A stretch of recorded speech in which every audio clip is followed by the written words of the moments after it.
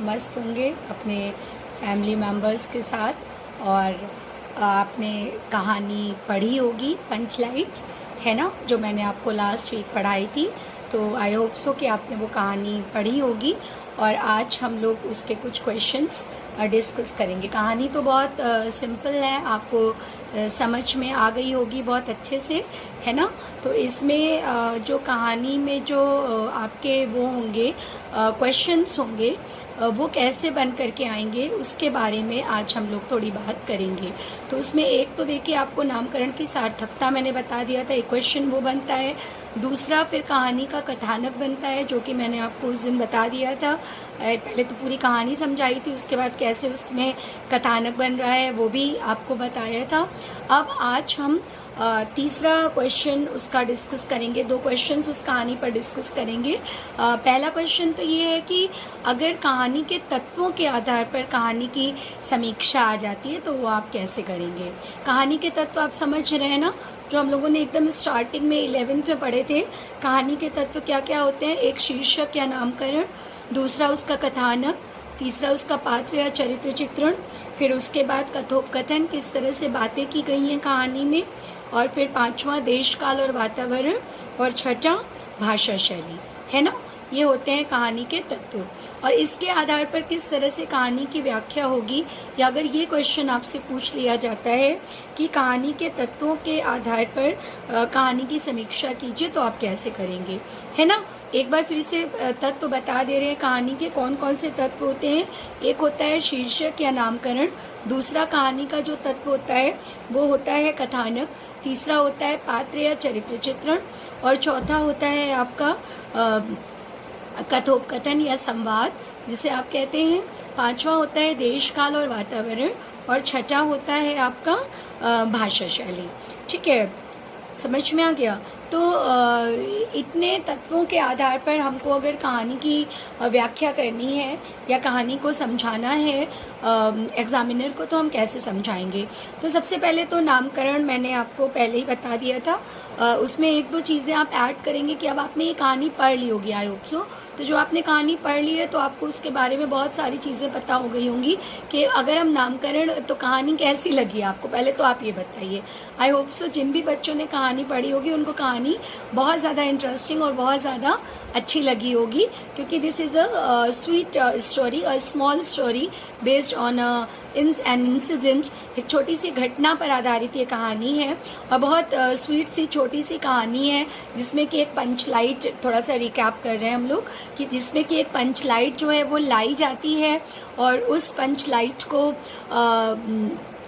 जलाने की बात आती है सामने। महतो टोली के द्वारा वो पंच लाइट जो है वो गांव में खरीद के आती है, और उस पंच लाइट को कोई भी जो है वो जलाना नहीं जानता है। कोई भी जो है वो उस पंच लाइट को जलाना या बालना, अगर हम गांव की भाषा में बोलें तो वो नहीं जानता है। और फिर उस गांव में एक मुन्नी नाम की लड़की है जो ये जानती है कि गोधन उस पंच लाइट को बालना या जलाना जानता है। लेकिन प्रॉब्लम क्या है कि गोधन का हुक्का पानी जो है वो बंद है, क्योंकि गोधन जो है वो मुन्नी का प्रेमी है, उसे प्यार करता है और उसको सिनेमा के गानों द्वारा छेड़ता है। उसको पिक्चर के गाने बना बना करके, गा गा करके, फिल्मों के गानों से सलीमा जिसे कहा गया है। तो आप जब लिखेंगे कहानी में कथानक तो आप ये लिखेंगे कि वो सलीमा के, और सलीमा को इन्वर्टेड कॉमा आप लगाएंगे, अंडरलाइन करेंगे आप, कि आप ये बताएंगे कि आप जान रहे हैं कहानी को बहुत अच्छे से, और कहानी आपने अच्छे से पढ़ी है, ताकि एग्जामिनर को ये एहसास हो कि आप बस एवं ही नहीं लिख रहे हैं कि फिल्मों के गाने, बल्कि आपने कहानी थॉरली पढ़ी है और आप सलीमा के गाने लिख रहे हैं। मतलब आप पूरी तरह से कहानी से अवगत हैं कि कहानी में क्या हुआ है। ठीक है, तो वो क्योंकि सलीमा के गाने गा करके मुन्नी को छेड़ता है, तो इसलिए कहानी जो है वो उस कहानी में मुन्नी का जो प्रेमी है गोधन, उसका हुक्का पानी बंद है। लेकिन जब गांव की इज्जत का प्रश्न आता है तो गांव में उसको दोबारा टोली में शामिल किया जाता है, और गोधन भी यहाँ पर अपनी बुद्धिमानी का परिचय देता है। और बुद्धिमानी का भी परिचय ऐसे कि स्प्रिट से वो पंच लाइट जलती है, लेकिन स्प्रिट की जगह वो गोधन जो है वो नारियल के तेल से और उस पंचलाइट को जला देता है। तो उसका हुक्का पानी खोल दिया जाता है और उसको दोबारा से गांव की टोली में शामिल कर लिया जाता है और उसे मनमानी चीज़ों को करने की छूट मिल जाती है। ये कहानी हमने यहाँ तक आपको बताई थी। अब आप देखिए कि कहानी में तो जो कहानी का जो शीर्षक है उस पर थोड़ा सा हम विचार करेंगे, क्योंकि जो कहानी का शीर्षक है उसका नाम तो क्या है, उसका नाम तो कहानी के शीर्षक का नाम तो पंचलाइट है। तो जब आप कहानी के शीर्षक के बारे में बताएंगे तो आप ये बताएंगे कि कहानी का शीर्षक, अगर आपसे ये क्वेश्चन पूछा जाता है कि शीर्षक के बारे में बताइए या कहानी के तत्वों के बारे में बताइए, या तो उसमें भी शीर्षक पहला आएगा। या अगर आपसे पूछा जाता है कि कहानी का नामकरण की सार्थकता को प्रकट कीजिए या सार्थकता को बताते हुए उद्देश्य को प्रकट कीजिए, तो इन तीनों क्वेश्चंस में नामकरण आएगा, शीर्षक आएगा। तो आप कहानी का सबसे पहले शीर्षक बताएंगे कि इस कहानी का शीर्षक, इसका आंसर आप कैसे देंगे कि आप बताएंगे कि इस कहानी का शीर्षक जो है वो पंचलाइट है और शीर्षक जो है वो बहुत ही संक्षिप्त है, रोचक है और कथानक से संबंधित है। जो पंचलाइट है या जो पेट्रोमैक्स आप ब्रैकेट में लिख सकते हैं, इंग्लिश वर्ड है, मैं आपको लिखकर भेजूंगी कि जो पेट्रोमैक्स है उसकी महतो टोली के पंचों ने उसको मेले से खरीदा था और वो पंचलाइट ही कहानी की पूरे सेंटर में, उसके केंद्र में, और वो पंचलाइट ही पूरी कहानी को गति देता है। उसी के सहारे कहानी आगे बढ़ती है, इसलिए एक बहुत ही उपयुक्त शीर्षक है। ठीक है। उसके बाद जो दूसरा पार्ट आता है वो था कथानक। तो कहानी कैसी है, क्या है, वो मैं आपको बता चुकी हूँ। उसके पॉइंट्स भी आपको मैंने वीडियो में बताए थे। तो अगर जो बच्चा ये पहला वीडियो देख रहा है वो लास्ट का वीडियो देखेगा मेरा, तो उसमें मैंने पॉइंट्स बताए हैं कि कहानी का कथानक कैसे आगे चलेगा। हाँ, आप ये ऐड कर सकते हैं कि जो कहानी है वो घटना प्रधान कहानी है और इसका कथानक जो है वो बहुत ही रोचक है, क्योंकि इसमें भारत के जो सुदूर ग्रामीण परिवेश है उसकी बात करी गई है। वहाँ पर ग्रामीणों की जो मनोदशा है, उनका जो आचरण कैसा होता है और उनका आचार व्यवहार कैसा होता है आपस में एक दूसरे से, इसका वर्णन इस कहानी में बहुत ही सुंदर तरीके से किया गया है। और फिर इसका आप ये भी कह सकते हैं कि कहानी के कथानक में आप एक चीज़ और भी बेटा ऐड कर सकते हैं कि कथानक बहुत छोटा सा है, बहुत संक्षिप्त है और बहुत ही जल्दी समझ में आता है, लेकिन छोटा होने के बावजूद, छोटा होना उसकी कमी नहीं है। जब कहानी बहुत वास्ट हो जाती है और बहुत भयंकर उसका कथानक होता है, जैसे जो लास्ट कहानी थी आपकी ध्रुव यात्रा, तो वो कहानी का जो कहानी का परिमाप था वो काफ़ी लंबा था, कहानी बहुत कठिन थी, क्लिष्ट थी। तो वो कहानी आपको बच्चों को समझने में और हमें भी समझाने में अच्छी खासी हम लोग को मशक्क़त करनी पड़ती है कि कहानी का जो एक मैप है वो बहुत फैल रहा है, कभी इधर जा रहा है, कभी उधर जा रहा है। तो वो भी कहानी बहुत लंबी नहीं होनी चाहिए, बिखरी हुई। और दूसरा, कहानी बहुत छोटी भी नहीं होनी चाहिए। तो छोटा होना कहानी का की पॉजिटिविटी है कि आप छोटे में कम बात कहना, है ना। कई बार बहुत लंबी बात हो जाए और उसका कुछ मतलब ही ना निकल करके आए तो वो यूजलेस टॉक्स होती हैं। बात छोटी होनी चाहिए और गहरी होनी चाहिए। कहते हैं ना कि अगर हम ऊंची आवाज़ में बात करते हैं तो हमको कम लोग सुनते हैं, लेकिन अगर हम बात ऊंची करते हैं और ऊंची अच्छी बात करते हैं तो उसको बहुत लोग सुनते हैं। तो वही ये कहानी है कि ये कहानी जो है वो छोटी ज़रूर है, लेकिन छोटी होने के बाद भी इसमें जो कथानक हैं वो विभिन्न घटनाओं के संयोग से इतना सुंदर और आकर्षक और मन को रमता है, सुंदर बना है कि इसको कहानी को बहुत पसंद किया जाता है। आपको भी ये और जो कहानियाँ आपने पढ़ी उसकी तुलना में, जो 11th में भी आपने कहानियाँ पढ़ी हैं, बलिदान पढ़ी है या दूसरी कहानियाँ पढ़ी हैं, उसके कंपैरिजन में ये कहानी ज़्यादा इंटरेस्टिंग लगती है ना। तो ये कहानी छोटी होते हुए भी बहुत बढ़िया कहानी है। और इसके बाद आप ये भी लिख सकते हैं कि जो जब आप ये लिखेंगे लास्ट में कहानी के कथानक में कि उसके ऊपर के लगे, गोधन के ऊपर के लगे सारे जो आरोप हैं, प्रत्यारोप हैं, वो हटा दिए जाते हैं। तो उसके साथ साथ आप ये भी लिखेंगे कि जो ग्रामवासी हैं उनकी मानसिक दशा और उनके यथार्थ चित्रण का बहुत सुंदर ही दृश्य जो है वो कहानी जो है वो प्रस्तुत करती है। क्योंकि गांवों में ऐसा होता है कि जो दलगत राजनीति होती है उसके बारे में, दलगत राजनीति मतलब कि कहानी में जो गांव है वो विभिन्न दलों में बटे हुए होते हैं और विभिन्न दलों में बटे होने के कारण उनकी अपनी अपनी प्राथमिकताएं होती हैं उन दलों की, और उन दलों में डिफ्रेंशिएशंस होते हैं, विभिन्नताएं होती हैं, मत से विभिन्नता होती है, किसी दल की कोई अपने नियम होते हैं, किसी दल के कोई अपने नियम होते हैं, लेकिन मत विभिन्नता होती है। लेकिन जब गांवों की और दलों की परस्पर एकता की बात होती है कि एक दल में भी विभिन्नता होगी, लेकिन उन दलों में जब एकता की बात होगी तो वो दूसरे दल को हराने के लिए उस एकता का परिचय गांववासी देते हैं। तो इसका एक ग्रामवासी देते हैं या गांववासी देते हैं। तो इसका एक बहुत ही यथार्थ चित्र जो है वो भी प्रस्तुत किया है इस कहानी में कहानीकार ने। और कहानी में सर्वत्र जो एक कौतूहल है और एक सजीवता है, जिससे जो पूरा कथानक है वो पूरी तरह से बहुत ही सफल कथानक कहा जा सकता है। तो ये इस कहानी का जो है वो दूसरा पार्ट है, दूसरी चीज इस कहानी की है। फिर एक तीसरी चीज कहानी में है कि जो कहानी में जो पात्र और चरित्र चित्रण है वो जब आता है कहानी का तत्व, तो उसको आप कैसे करेंगे, इसके बारे में थोड़ा सा बात कहेंगे हम लोग।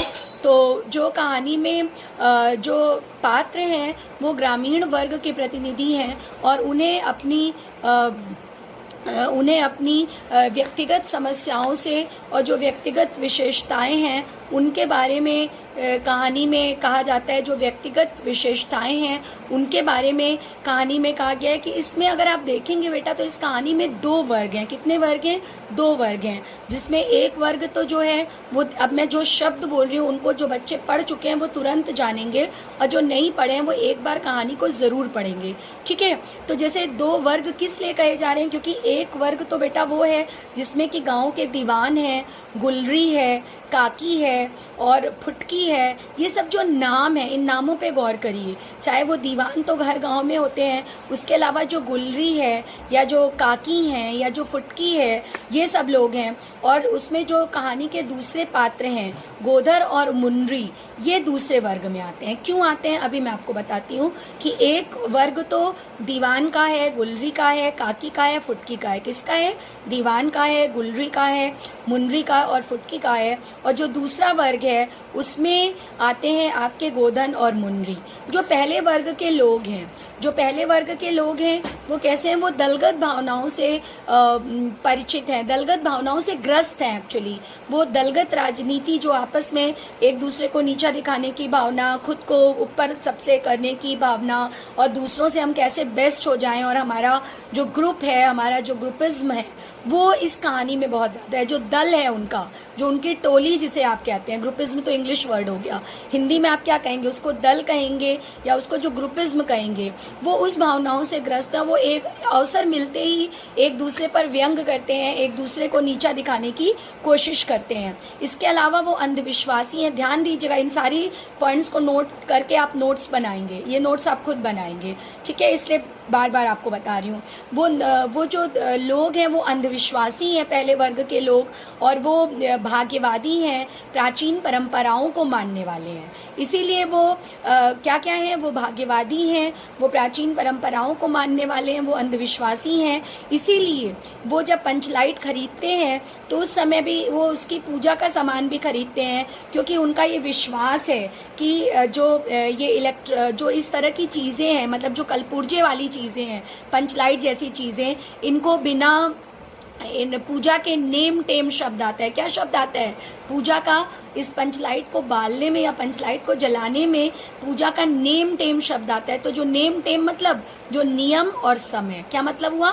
नियम और समय। तो इसको जलाने में भी एक उचित समय होना चाहिए। किसी भी समय हम नहीं जला लेंगे, और पहली बार जब जलाएंगे और किसी भी समय पे नहीं जला लेंगे, और बिना किसी नियम के हम उस पंचलाइट को नहीं जला लेंगे। तो उसके, क्योंकि जो कल कब्जे वाली चीज़ है, कहानी में लिखा है इस शब्द की, जो कल कब्जे के बीच में आप हाइफन लगाएंगे कि ये जो सामग्रियां होती हैं इन चीज़ों का पुण्या नहीं होता। क्या नहीं होता? पुण्या नहीं होता। मतलब ये चीज़ें शगुन वाली नहीं होती हैं। मतलब अगर हम इनको बिना नियम के साथ जलाएंगे तो ये हमें शुभ शगुन प्रदान करेंगी, और अगर नियम के साथ नहीं जलाएंगे तो वो एक अच्छा शगुन नहीं होगा। तो इस तरह की बहुत सी भावनाएं हैं जो आज भी गाँव के, क्या शहरों के लोग मानते हैं, हमारे आपके घरों में बहुत से लोग इन बातों को मानते हैं। तो ये एक उनकी अपनी उसका परिचय देता है कि वो किस तरह की जाति के या मतलब किस तरह की मनोभावनाओं के लोग हैं, और वो जातिगत विचारों पर भी ध्यान देते हैं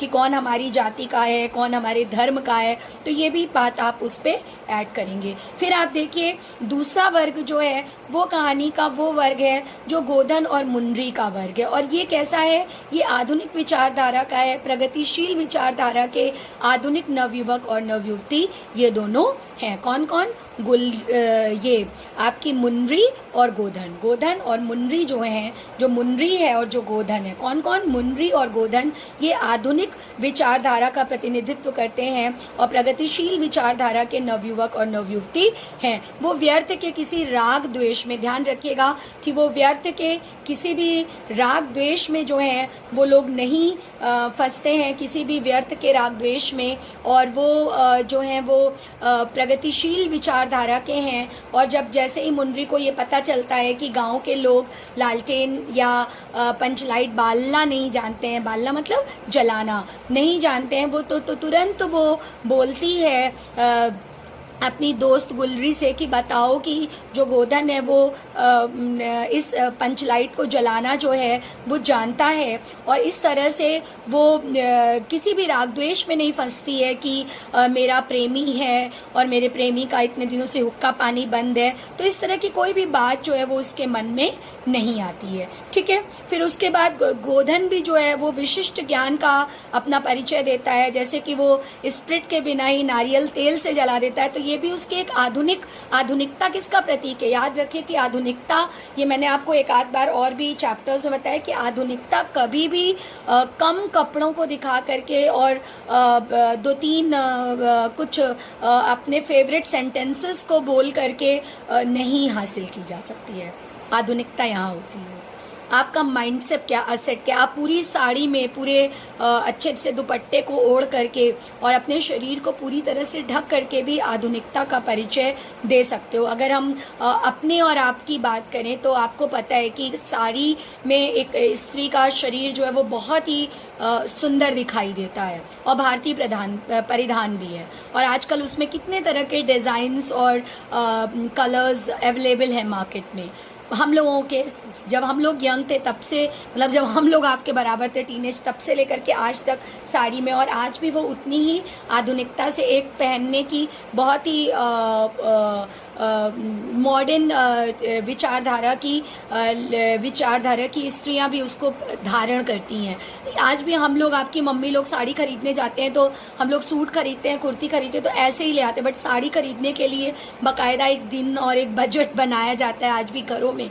लेकिन फिर भी वो आधुनिकता का परिचायक कभी भी कपड़ा नहीं होगा या छोटा कपड़ा नहीं होगा, ये याद रखिए, ये सीखने की भी चीज़ है। इसी तरह से जो गोधन और मुनरी हैं वो भी, और ज़्यादा पढ़ा लिखा होना आधुनिकता का परिचायक नहीं होता, बल्कि आपका माइंड सेटअप कितना है और आप कितना वास्ट सोचते हो, आप कितना लोगों को साथ में लेकर के चलते हो बिना किसी राग द्वेष के। अगर हमको किसी में कोई कमी दिखाई दे रही है, मान लीजिए आप में कमी दिखाई दे रही है, तो हम आपको वहीं पर टोके। ये नहीं कि आपके पेरेंट्स को बताएं, तो वो तो बताएं तो पॉजिटिव तरीके से अच्छा है, बट आपकी शिकायत किसी और से करना या मेरी शिकायत किसी और से करना, ये आधुनिकता का परिचय नहीं है ना, जो कि बहुत लोग समझते हैं आज के ज़माने में। तो इसी राग द्वेष को दूर किया है कहानी में मुनरी और किसने, मुनरी और गोधन ने। तो ये एक आधुनिकता का परिचय है उनका। और दूसरा, वो किस तरह से पंचलाइट को अपने, उसके साथ जो बुरा व्यवहार किया गया है, मेन इसमें देखिए कि वो स्वार्थी नहीं होता है, कि वो ये नहीं सोचता है कि मेरा हुक्का पानी बंद है तो मैं गांव के लोगों की मदद क्यों करूं।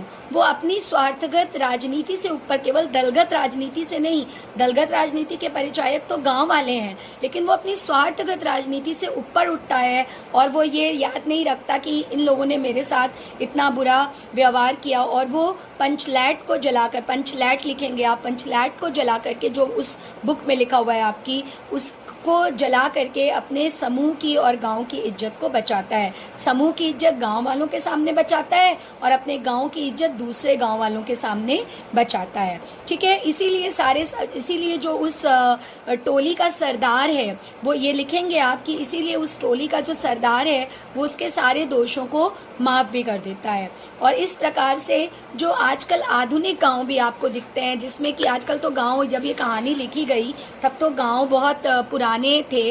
अब आजकल जो आधुनिक गांव है, अब आजकल आधुनिक गांवों में, लेकिन गांवों में आप देखेंगे कि बहुत से बच्चे जो गांवों से आज भी जुड़े हैं, जो अपने गांवों में जाते रहते, वो देखेंगे कि इस तरह की चीज़ें आज भी गांवों में दिखती है, जिसमें कि एक दूसरे की चुगली करना, एक दूसरे को नीचा दिखाना, एक दूसरे पे व्यंग बाण करना, और किस तरह से हमारा ग्रुप या हमारी टोली जो है वो सामने आ जाए। अगर आपसे कोई गलती हो जाए तो किस तरह से आपकी गलती को एकदम बहुत ज़्यादा बढ़ा चढ़ा करके दूसरे के सामने लाना, ये सब आज भी आदतें हैं लोगों की।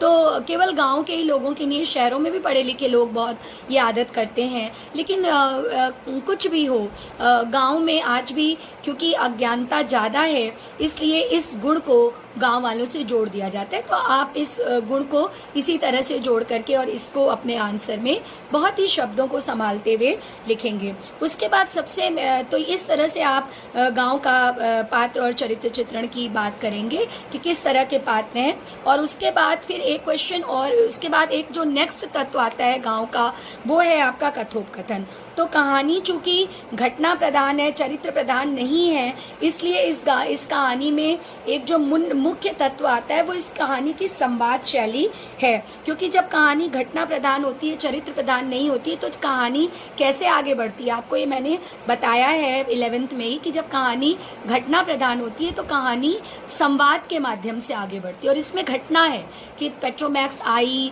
पेट्रोमैक्स को जलाना कोई नहीं जानता था, तो पेट्रोमैक्स को जलाने की विधि ढूंढी गई। फिर गोधन को ढूंढा गया, क्योंकि वो गांव में इधर उधर घूमता रहता है, क्योंकि उससे कोई भी बात नहीं करता है, उसका हुक्का पानी बंद है। तो ये सब छोटी छोटी घटनाएं हैं। तो जब कहानी घटना प्रधान होती है बेटा, इसको लिख भी सकते हैं आप कि जब कहानी घटना प्रधान होती है तो संवादों पर बहुत अधिक ध्यान दिया जाता है। और इस कहानी के जो संवाद हैं वो छोटे हैं, कम मात्रा में हैं, क्योंकि कहानी छोटी है, लेकिन जो भी हैं वो संक्षिप्त हैं, सारगर्भित हैं, और वो कहानी को एक गति देने वाले, एक अच्छी कहानी को गति देने वाले, और पात्रों के चरित्र पर भी वो जो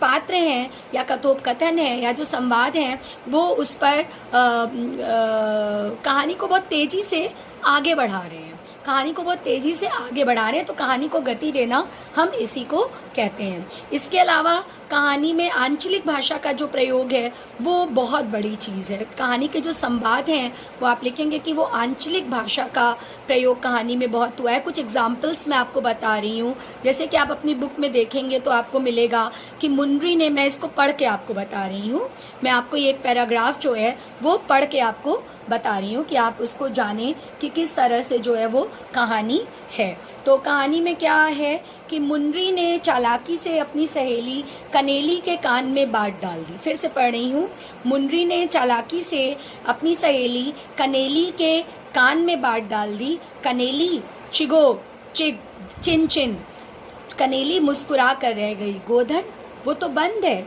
मुनरी बोली, तो कह तो सरदार से। गोधन जानता है पंचलैट बालना। गोधन जानता है पंचलैट बालना। कनेली बोली, कौन गोधन जानता है? कौन गोधन जानता है बालना? लेकिन सरदार ने दीवार की ओर देखा और दीवान ने पंचों की ओर। सलीमा का गीत गाकर आंख का इशारा मारने वाले गोधन से गांव भर के लोग नाराज थे। सरदार ने कहा, जाति की बंदिश क्या, जबकि जाति की इज्जत ही पानी में बही जा रही है। क्यों जी दीवान? दीवान ने कहा, ठीक है। पंचों ने भी एक स्वर में कहा, ठीक है, गोधन को खोल दिया जाए। तो ये क्या है? गोधन को खोल दिया जाए का मतलब क्या है? गोधन को खोल दिया जाए का मतलब यहाँ पर गोधन को खोल दिया जाए का मतलब यहाँ पर बेटा ये है कि गोधन को का हुक्का पानी खोल दिया जाए। गोधन को खोलने का मतलब है कि गोधन का जो है वो हुक्का पानी खोल दिया जाए और गोधन को दोबारा से उस बिरादरी में शामिल कर लिया जाए। तो इसमें जो कथोपकथन है ये मैंने आपको एक एग्जाम्पल दिया। इस तरह से आप और भी कहानी में मार्क करके और उसे रट सकते हैं। अपनी कहानी में इसको ढूंढिएगा। ये मुनरी ने चालाकी से अपनी सहेली कनेली के कान में कहा से लेकर के और पंचों ने एक स्वर में कहा गोधन को खोल दिया जाए, यहाँ तक आप नोट कर सकते हैं। इसी तरह के और भी चीज़ें आपको मिलेंगी। ठीक है, मैं पेज नंबर इसलिए नहीं बता रही हूँ क्योंकि किसी के पास पुरानी बुक्स होंगी, किसी के पास नई बुक्स होंगी, तो सब में पेज नंबर अलग अलग